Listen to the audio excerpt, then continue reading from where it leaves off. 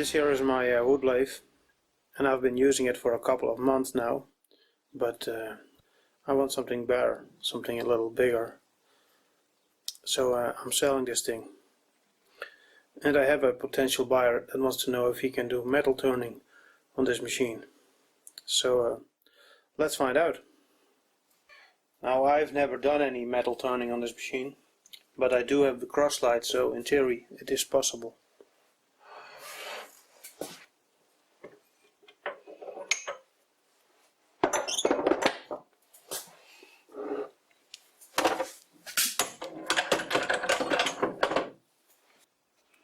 It's important to keep these bearings lubricated. I'm using a little bolt to cap it off. Let's start the test with facing off a bit of aluminium.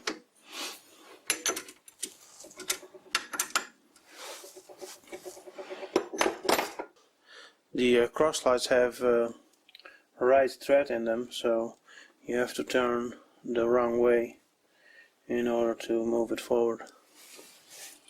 Alright, let's see.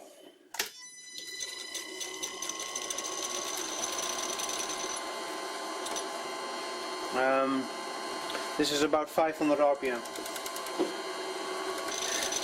Bit of WD-40.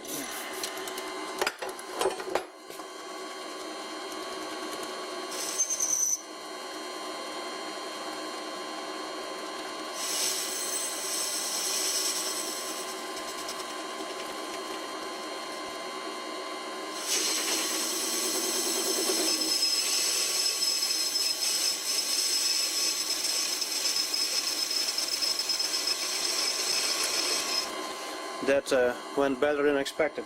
Well, let's try that again, but with a different camera angle.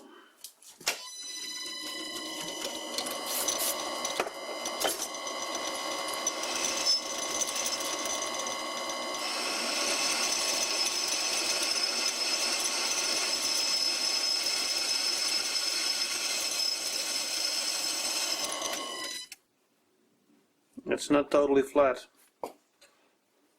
It looks better than it is. There's a bit of backlash in the top slide, and also the grips need to be tightened up a bit. Let's take a bit off the side.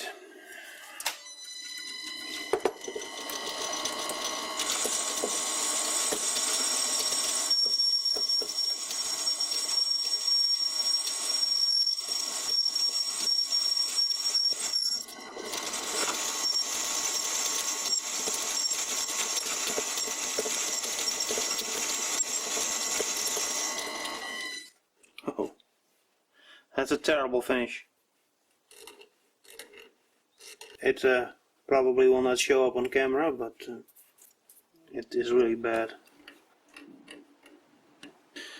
It really catches the nail. Let's try drilling. And I had to take the quill out in order to punch out the center bit, because it's not long enough to auto-eject.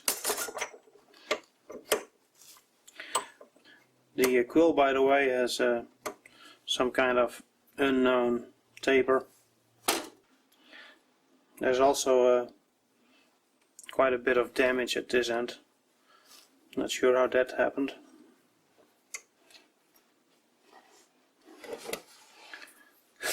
It does come with a rather nice vintage looking drill chuck.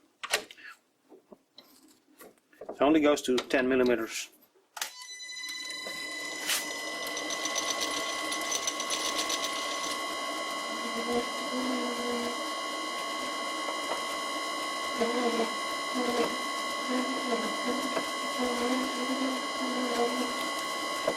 Yeah, that looks real good.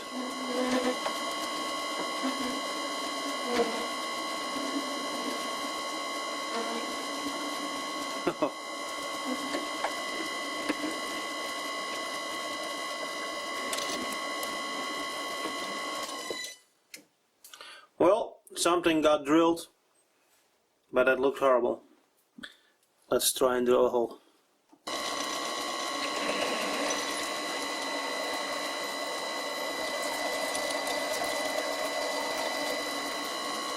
That went pretty easy. Very easy. It should be clear by now that this machine is no good at turning metal, and I'm not gonna bother turning some steel on here.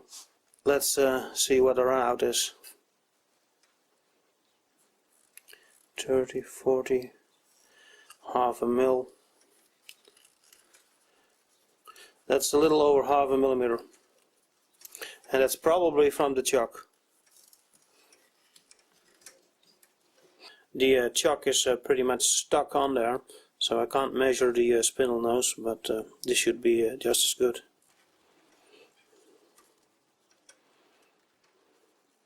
The needle is jumping a bit from the surface, but that's not a lot of run out.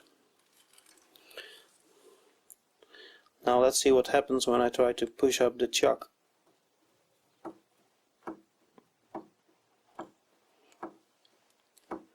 That's almost 5/100ths of a millimeter. That's no good. Now this machine has a sliding spindle threading mechanism, so we can move the spindle forward and check the bearing surface.